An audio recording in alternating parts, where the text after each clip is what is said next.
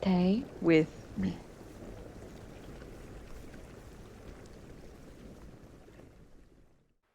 So, Ilze, where would you say the roots for this project are?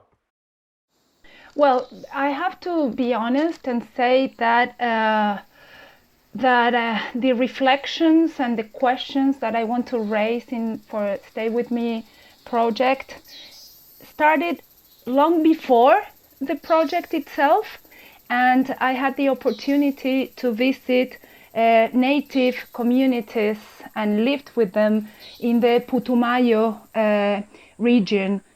Just by observing, their ways of living and their ways of communicating and their ways of relating towards the environment, it changed really. It was a change of perspective. It was something like being all my life blindfolded, and suddenly this blindfold felt, and finally I saw the things that needed to be done. So, given these considerations, how would you express what needed to be done in a nutshell? How to put it in a nutshell? Basically, I reduced to the minimum the consumption of industrial goods.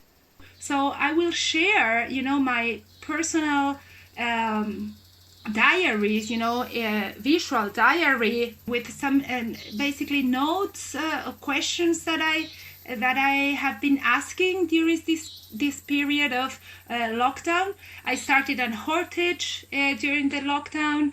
I started cooking with my heritage, and using these vegetables. I started, recycling in a much more intense level. We really have to, we have to take action. And action, as I said, it doesn't come from the outside. It's us. It's our own consciousness. It's our own decision. If we want to stay here, I insist, we really have to change. Ultimately, what change do you expect in people? How do you want people to interact with your piece? As for interaction, I would like to propose some kind of experiment.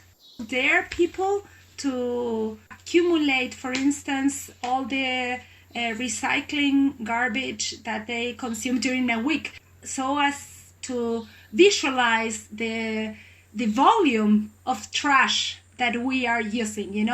The northern hemisphere has been destroying its environment in a much faster way than the countries in the southern hemisphere.